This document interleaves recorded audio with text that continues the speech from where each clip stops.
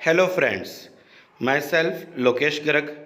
मेरे YouTube channel Garg math classes में आप सबका स्वागत है।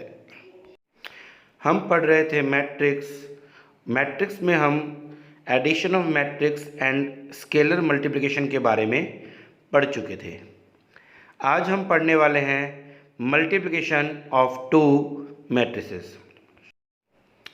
तो सबसे पहले देखेंगे कि दो मैट्रिक्स का मल्टीपल कब पॉसिबल है, यानी किस कंडीशन में हम दो मैट्रिक्स का मल्टीप्लाई कर सकते हैं और किस कंडीशन में दो मैट्रिक्स का मल्टीप्लाई नहीं कर सकते।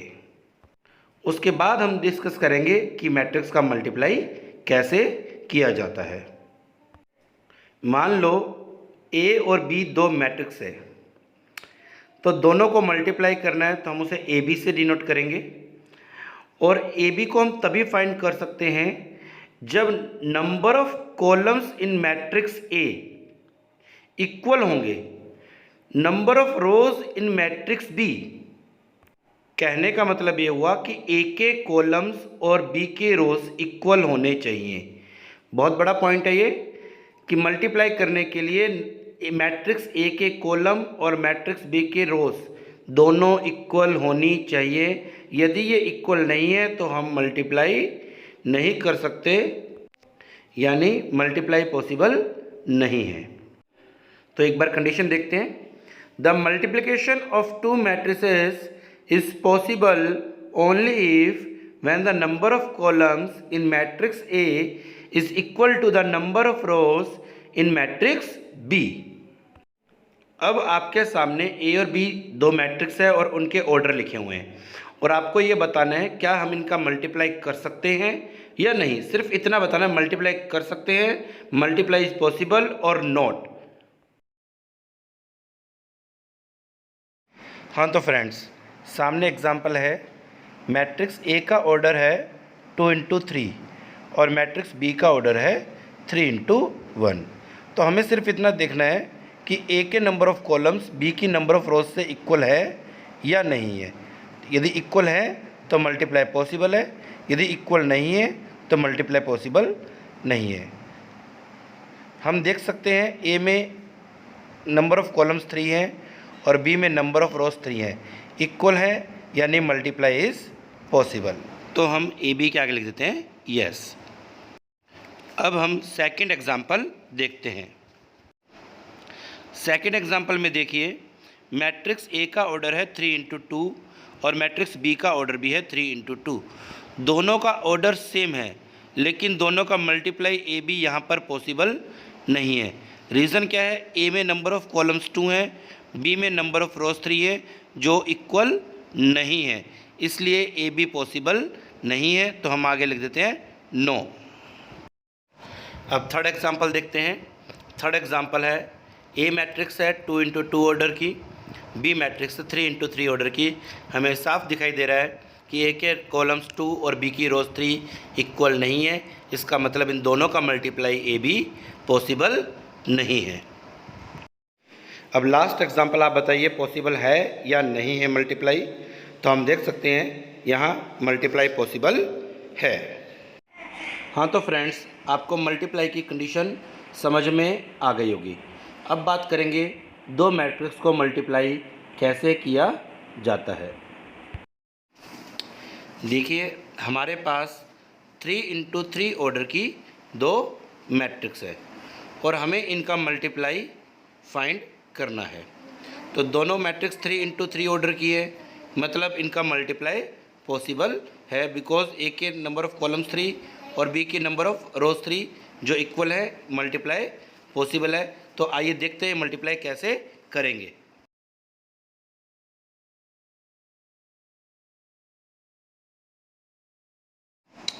यदि हमें ए बी फाइंड करना है तो पहले मैट्रिक्स ए को लिखेंगे, फिर मैट्रिक्स बी को लिखेंगे। और यदि बी ए फाइंड करना है तो पहले हम मैट्रिक्स बी को लिखेंगे, फिर ए को लिखेंगे। अब यहाँ पर हम ए बी फाइंड कर रहे हैं। कैसे फाइंड करना है ए बी, ज़रा ध्यान से सुनिए। सबसे पहले हम मैट्रिक्स ए की फर्स्ट रो पर और मैट्रिक्स बी के फर्स्ट कॉलम पर एरो लगा देंगे। अब हम मैट्रिक्स ए की फर्स्ट रो के 3 पार्ट कर रहे हैं, कॉर्नर, मिड और एरो। इसी तरह मैट्रिक्स बी के फर्स्ट कॉलम के भी 3 पार्ट कर रहे हैं, कॉर्नर, मिड और एरो। हाँ तो सुनिए फ्रेंड्स, ये मल्टीप्लाई कैसे करेंगे। सबसे पहले कॉर्नर के एलिमेंट का मल्टीप्लाई कॉर्नर के एलिमेंट से करेंगे, मिड के एलिमेंट का मिड के एलिमेंट से करेंगे और एरो के एलिमेंट का मल्टीप्लाई एरो के एलिमेंट से ही करेंगे। यदि हम कॉर्नर का मल्टीप्लाई कॉर्नर से करें तो ये हो जाएगा 6, मिड का मल्टीप्लाई मिड से करें तो 2 × 2 ये 4 हो जाएगा, एरो का मल्टीप्लाई एरो से करें तो ये 15 हो जाएगा। तो ये हमारा फर्स्ट एलिमेंट हो जाएगा। अब हम बात करते हैं सेकंड एलिमेंट की। सेकंड एलिमेंट के लिए रो तो हमारी सेम रहेगी फर्स्ट रो, लेकिन मैट्रिक्स बी का अब हम कॉलम चेंज करेंगे। अब हम सेम वही प्रोसीजर करेंगे, कॉर्नर का मल्टीप्लाई कॉर्नर से, मिड का मल्टीप्लाई मिड से और एरो का मल्टीप्लाई एरो से करेंगे। यदि हम कॉर्नर का मल्टीप्लाई कॉर्नर से करें तो ये हो जाएगा -1, मिड का मल्टीप्लाई मिड से करें तो ये हो जाएगा 14 और एरो का मल्टीप्लाई एरो से करें तो ये हो जाएगा 25। अब सिमिलरली हमारी रो सेम रहेगी और अब हम आएंगे कॉलम थर्ड पर और पहले की तरह कॉर्नर का मल्टीप्लाई कॉर्नर से, मिड का मल्टीप्लाई मिड से और एरो का मल्टीप्लाई एरो से होगा। कॉर्नर का मल्टीप्लाई कॉर्नर से करेंगे तो ये हो जाएगा 0, मिड का मल्टीप्लाई मिड से करेंगे तो ये हो जाएगा 16 और एरो का मल्टीप्लाई यदि हम एरो से करेंगे तो ये हो जाएगा 20। अब हमारे फर्स्ट रो के तीनों एलिमेंट कंप्लीट हो चुके हैं। अब हम मैट्रिक्स ए की सेकंड रो को लेंगे और वापस 1 बाय 1 एक एक करके मैट्रिक्स बी के कॉलम लेंगे और सेम वही प्रोसीजर दोहराएंगे।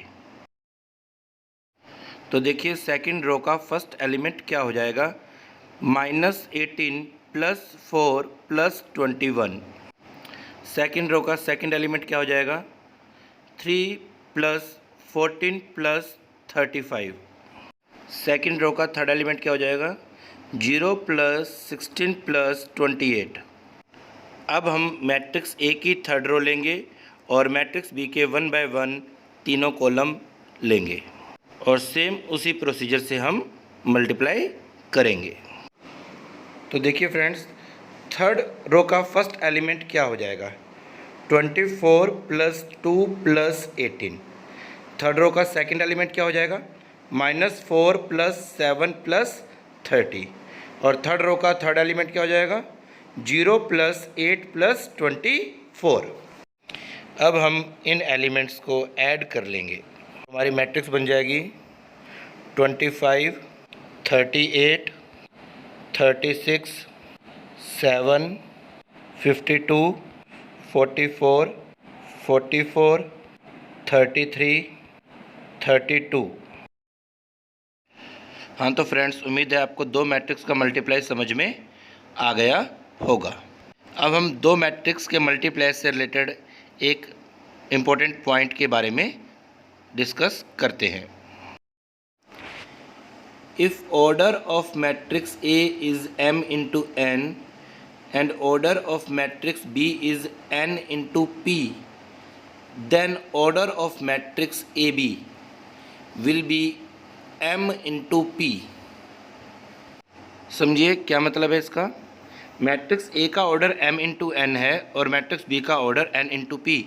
ये तो कंडीशन है कि A के कॉलम B की रोज के इक्वल होने चाहिए, लेकिन जब इन दोनों मैट्रिक्स को हम मल्टीप्लाई कर देंगे, मल्टीप्लाई करने के बाद जो मैट्रिक्स ए बी बनेगी उसका ऑर्डर क्या होगा, उसका ऑर्डर होगा ए के रोज इंटू बी के कॉलम्स, यानी m इंटू पी।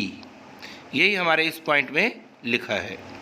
जैसे हम 2 × 3 ऑर्डर की मैट्रिक्स का मल्टीप्लाई 3 × 4 से करेंगे तो जो मैट्रिक्स ए बी आएगी उसका ऑर्डर 2 × 4 होगा। आई होप कि आज का topic multiplication of two matrices आपके समझ में आ गया होगा। अब हम नेक्स्ट क्लास में प्रॉपर्टीज़ ऑफ एडिशन मल्टीप्लिकेशन के बारे में डिस्कस करेंगे। Thank you.